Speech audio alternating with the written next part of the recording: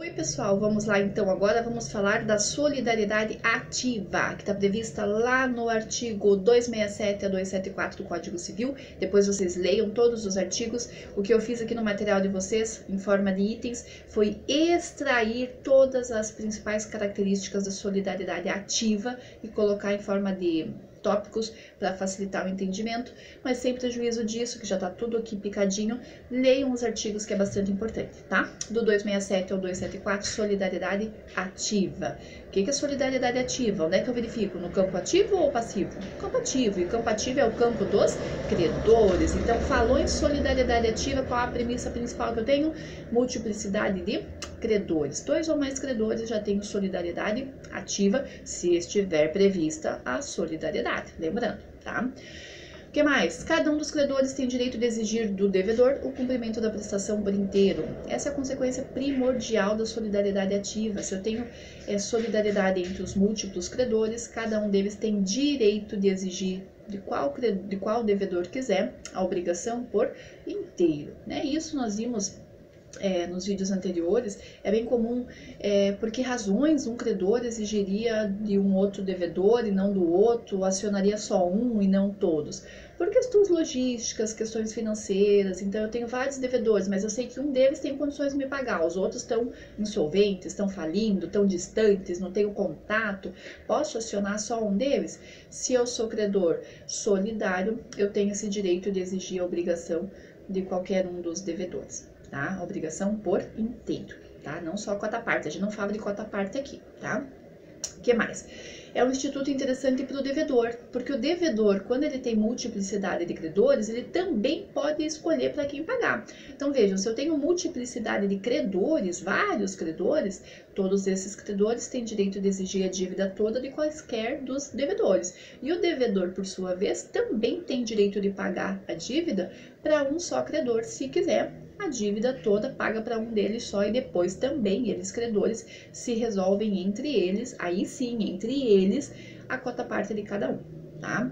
Então, pro devedor é interessante, porque ele também tem essa flexibilidade ali para escolher para quem pagar.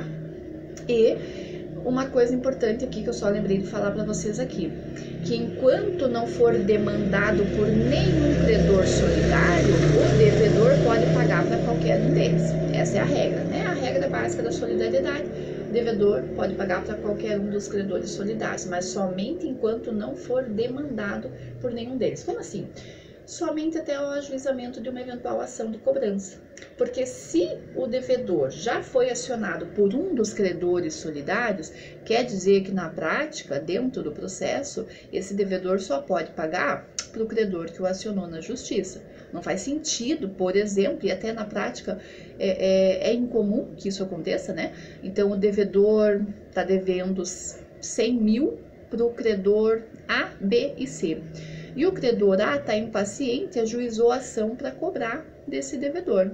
O credor B e C não ajuizaram a ação. O credor A ajuizou em nome próprio, ele sozinho ajuizou a ação, dizendo, ó, eu sou credor aqui, solidário dessa obrigação, posso exigir o valor total, quero que o devedor me pague. Se eu, devedor, fui acionado pelo credor A para pagar, eu preciso pagar, óbvio, mas eu só preciso e só posso pagar para o credor A, porque foi ele quem me acionou na justiça. Não posso pagar agora para o B ou para o C, porque eu já fui acionado, já fui demandado por um dos credores solidários. É isso que está dizendo essa regrinha aqui. Mas enquanto eu não for acionado por nenhum deles, aí sim eu posso escolher para quem eu vou pagar e posso pagar deliberadamente para qualquer um deles, ok? 4. Feito o pagamento a qualquer dos credores solidários, a dívida se extingue até o montante em que foi pago. Então, escolhi um dos credores, fiz o pagamento, a dívida está extinta. Quer dizer, eu, devedor, não preciso ter a preocupação de receber quitação. Lembram lá do termo de caução de retificação da obrigação indivisível? Aqui não tem. Não tenho essa preocupação porque a lei me diz que eu, devedor, posso pagar para qualquer um dos credores solidários. E feito o pagamento, presume-se extinta a dívida, se, claro, ela foi paga no montante integral para esse credor. 5. O credor que recebeu o pagamento do devedor tem o dever de pagar aos demais credores as respectivas cotas. Veja que agora a gente está falando de cota, por quê? Porque agora entre os credores surge essa possibilidade de cota, né? Entre eles, cada um é devedor ou credor de um pedaço, né? Mas na relação credor-devedor não há essa questão de cota, é um todo só, uma unicidade, tá?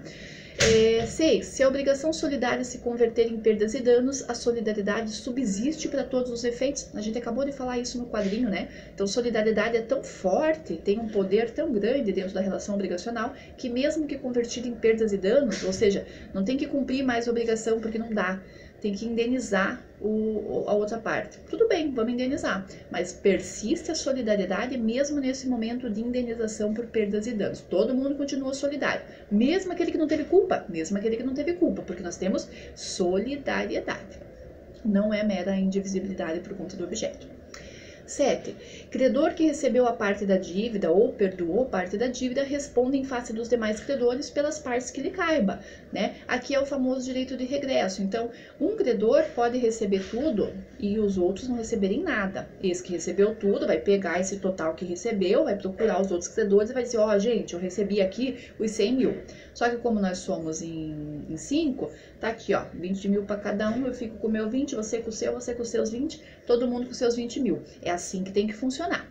Se não for voluntário esse rateio, depois do recebimento por um dos credores, os outros credores podem exigir judicialmente que esse credor que recebeu tudo sozinho reparta as respectivas cotas-parte. Isso se chama exercício do direito de regresso. Tá? Mesma coisa funciona para perdão. Se um dos credores perdoou, ele tem que garantir a cota-parte dos outros, porque quem perdoou foi ele. Tá? 8. Extinta a obrigação por qualquer meio de pagamento, o credor que foi favorecido será responsável na relação interna com os demais credores pela cota-parte de cada um deles. É isso que nós estamos falando aqui. Um termo interessante aqui é a relação interna. Quando a gente fala de solidariedade, a gente tem isso, relação interna, relação externa. Relação interna é entre os credores e credores. Relação interna entre devedores e devedores. Relação externa é aquela própria natural da relação obrigacional. Credor com devedor, devedor com credor. Essa é a relação externa natural das obrigações, tá? A gente só fala em relação interna porque temos pluralidade de credores ou pluralidade de devedores. Aí eu tenho mais gente ali numa relação interna, só entre eles, tá? O que mais? 9. O julgamento contrário a um dos credores solidários não atinge os demais. Mas o julgamento favorável aproveita-lhe sem prejuízo da exceção pessoal que o devedor tenha direito de invocar na relação de qualquer deles, em relação a qualquer um deles. Isso está lá no 274, quer dizer assim, quando a gente fala em solidariedade, presume-se que as decisões favoráveis a um dos credores aproveitam a todos, né? Isso no processo judicial. E as decisões desfavoráveis daí não se aplicam a todos, só se aplica para aquele que efetivamente foi o destinatário dessa decisão desfavorável. Então, julgamento contrário a um dos credores solidários não se estende aos demais. Julgamento favorável, por exemplo, reconhecendo o crédito e tudo mais, se aplica para todos eles, tá? Mas isso não impede a oposição ali de questões pessoais, exceções pessoais que o devedor possa opor, né? Exceções pessoais são defesas pessoais entre credor e devedor que possam ser apresentadas. Por exemplo, olha, eu não vou te pagar porque nós já fizemos aqui um acordo, porque você é meu tio, eu te perdoei.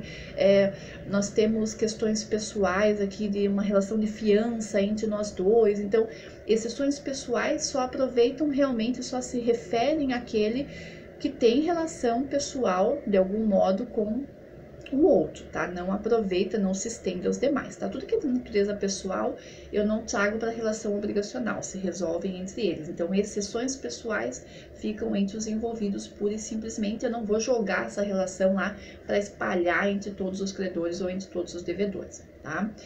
O que mais?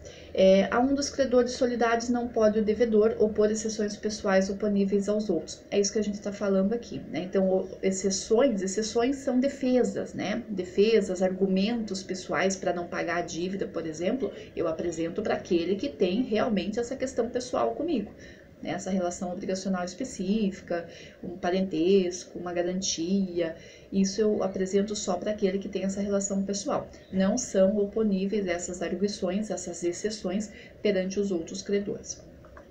A morte de um dos credores não rompe a solidariedade, continuando o devedor obrigado a cumprir a obrigação em sua totalidade, desde que solicitado por qualquer um dos credores. Quer dizer, o que está dizendo essa regra aqui? Quando eu tenho vários credores, se um deles morrer, a dívida não extingue, não está perdoada. Por quê? Porque morreu só um, tem outros credores, então o débito continua e eu vou pagar a integralidade do débito para os demais. É como se a gente fizesse agora um novo rateio, né? Saiu aquele que morreu, aí claro, as questões sucessórias vão se resolver lá à parte, mas para o devedor, quando tem credores solidários, ele sabe que a morte de um deles não extingue a obrigação e remanesce o dever de pagar a dívida para os outros credores sobreviventes, tá? E por fim, se um dos credores solidários falecer deixando herdeiros, essa questão sucessória, cada um dos herdeiros só vai ter direito de receber e de exigir a cota parte do crédito do seu quinhão hereditário, tá? Então, básico, né? A dívida é de 100 mil. Eu, devedor, tenho que pagar 100 mil para 5 credores. Presume-se ali que cada um dos credores, na sua relação interna, tem direito de receber 20 mil. Se morrer um desses credores, os herdeiros desses credores não podem entrar agora arguindo solidariedade e se dizerem detentores do direito de receber os 100 mil, porque a solidariedade acabou com a morte do credor. Então, os herdeiros agora não têm solidariedade. Então, o que os herdeiros do credor falecido têm direito? Tem direito somente a cota parte que ele tem na relação interna com os outros credores. Então, se eram 5 credores de 100 mil, cada um dos credores na relação interna tinha direito a 20 mil. Então, puxa, os herdeiros do credor falecido têm direito de receber por herança os 20 mil daquela obrigação e não 100 mil, porque para eles, sucessores, não se espalha a solidariedade que acabou ali com o falecimento do credor. Ok? Isso não acontece lá na obrigação indivisível, que aí é outra questão. Aí eu não posso dividir, fracionar em cota parte por conta da indivisibilidade do objeto. Aí a gente resolve de outra forma, ok?